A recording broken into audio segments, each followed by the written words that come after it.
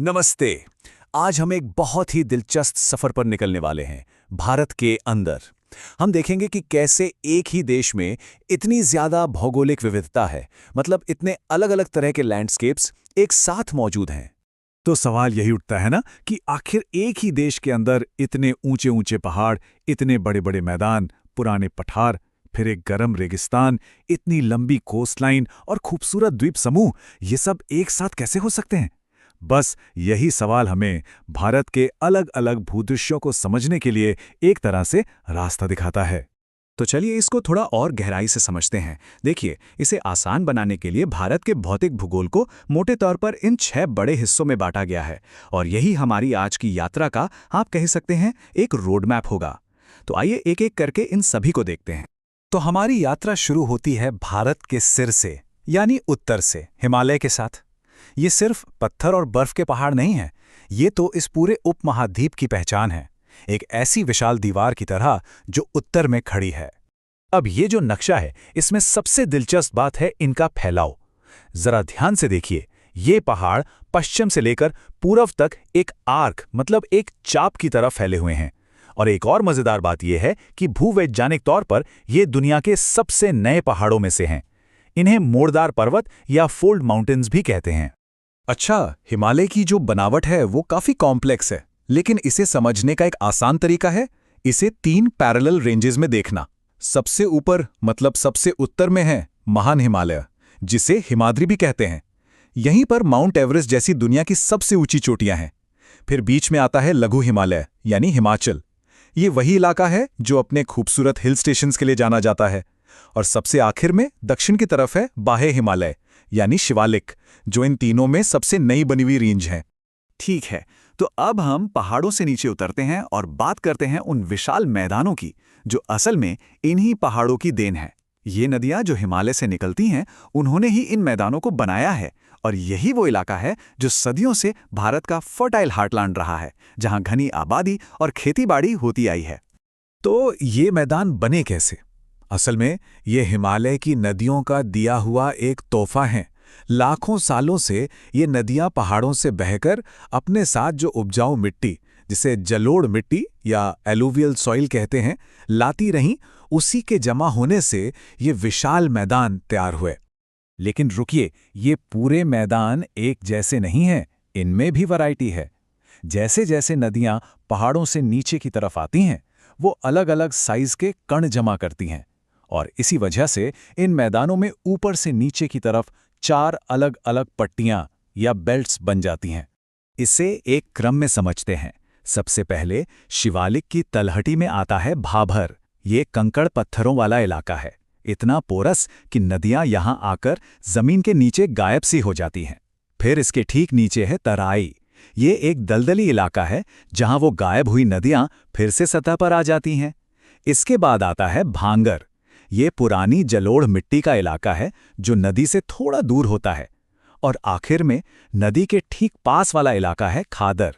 ये बाढ़ के मैदान हैं जहां हर साल नई और बहुत ही उपजाऊ मिट्टी जमा होती है। चलिए अब हम अपनी यात्रा में दक्षिण की ओर चलते हैं, भारत की सबसे पुरानी जमीन की तरफ। ये है प्रायद्वीपीय पठार। जहां हिमालय एकदम युवा और बेचैन है, वहीं ये पठार बहुत ही पुराना और स्थिर है, एकदम एंशिएंट टेबल लैंड। इस नक्शे को देखिए, ये पठार एक मेज की तरह है जिसका आकार लगभग त्रिभुज जैसा है, और इसके दोनों किनारों पर, जैसे मेज के किनारे होते हैं, 2 पर्वत श्रृंखलाएं हैं। पश्चिम में पश्चिमी घाट और पूर्व में पूर्वी घाट, यही इसकी सीमाएं बनाती हैं। और इन दोनों घाटों में बहुत फर्क है। यहां देखिए, पश्चिमी घाट, जिसे सह्याद्री भी कहते हैं, वो एक लगातार चलने वाली ऊंची दीवार जैसा है। ये इतना पुराना है कि हिमालय से भी पहले का है। वहीं दूसरी तरफ पूर्वी घाट डिसकंटिन्यूअस है, मतलब टूटा फूटा है, और इसकी ऊंचाई भी कम है। ऐसा इसलिए क्योंकि बड़ी बड़ी नदियों ने इसे कई जगहों से काट दिया है। और इन पहाड़ों की ऊंचाई को समझने के लिए बस ये एक नंबर काफी है, 2695 मीटर। ये ऊंचाई है अनाईमुड़ी चोटी की, जो पश्चिमी घाट की और पूरे दक्षिण भारत की सबसे ऊंची चोटी है। अब एक बिल्कुल अलग लैंडस्केप की तरफ चलते हैं। हमारी यात्रा अब देश की सूखे यानी पश्चिमी हिस्से की ओर मुड़ती है। जी हां, हम बात कर रहे हैं महान भारतीय मरुस्थल की, जिसे थार रेगिस्तान के नाम से भी जाना जाता है। तो इस रेगिस्तान की कुछ खास बातें क्या हैं? पहली बात, ये अरावली पहाड़ियों के पश्चिम में है। यहाँ बारिश ना के बराबर होती है। यहाँ हर तरफ रेत के टीले दिखते हैं, जिन्हें बरखान कहते हैं। और एक और अनोखी बात यह है कि यहाँ की ज्यादातर नदियां समुद्र तक पहुंच ही नहीं पाती, वो रेत में ही कहीं खो जाती हैं। चलिए अब वापस प्रायद्वीप की ओर चलते हैं, लेकिन इस बार हम उसके किनारों की बात करेंगे। ये वो पतली पतली जमीन की पट्टियां हैं जो घाटों और समुद्र के बीच में हैं। इन्हें ही तटीय मैदान कहते हैं। ये नक्शा बिल्कुल साफ साफ हमें दो अलग अलग तटीय मैदान दिखाता है, एक पश्चिम में अरब सागर के किनारे और दूसरा पूर्व में बंगाल की खाड़ी के किनारे। तो अब देखते हैं कि इन दोनों में क्या फर्क है। और इन दोनों में जमीन आसमान का फर्क है। देखिए, पश्चिमी तटीय मैदान काफी संकरा है, जबकि पूर्वी तटीय मैदान बहुत चौड़ा है। इसकी एक बड़ी वजह यह है कि पूर्व की तरफ बहने वाली बड़ी बड़ी नदियां जैसे महानदी, गोदावरी, कृष्णा, ये सब विशाल डेल्टा बनाती हैं, जबकि पश्चिमी तट की नदियां छोटी होती हैं और डेल्टा नहीं बनाती। और अब हम अपनी इस यात्रा के आखिरी पड़ाव पर पहुंच गए हैं। अब हम भारत की मुख्य भूमि से दूर समुद्र में चलेंगे और देखेंगे भारत के दो प्रमुख द्वीप समूहों को। ये एक तरह से समुद्र में देश की चौकियां हैं। यहाँ पे इन दोनों द्वीप समूहों को एक साथ देख सकते हैं। एक तरफ है अंडमान और निकोबार द्वीप समूह और दूसरी तरफ है लक्षद्वीप। पहली ही नज़र में साफ दिखता है कि इनकी लोकेशन और इनकी बनावट एक दूसरे से कितनी अलग है। और सिर्फ बनावट ही नहीं, इनके बनने की कहानी भी एक दूसरे से बिल्कुल अलग है। अंडमान और निकोबार द्वीप समूह जो हैं, वो असल में समुद्र में डूबे हुए पहाड़ों की चोटियां हैं और इनकी उत्पत्ति ज्वालामुखी से हुई है। भारत का एकमात्र एक्टिव वॉल्केनो भी यहीं है।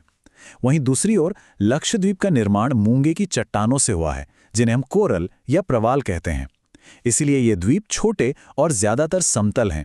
तो आखिर में हम ये कह सकते हैं कि 6 अलग अलग भौतिक हिस्से, ऊंचे पहाड़, विशाल मैदान, पुराना पठार, रेगिस्तान, तटीय इलाके और द्वीप, ये सब मिलकर भारत की एक ऐसी अविश्वसनीय और विविध भौगोलिक पहचान बनाते हैं जो शायद ही कहीं और देखने को मिले।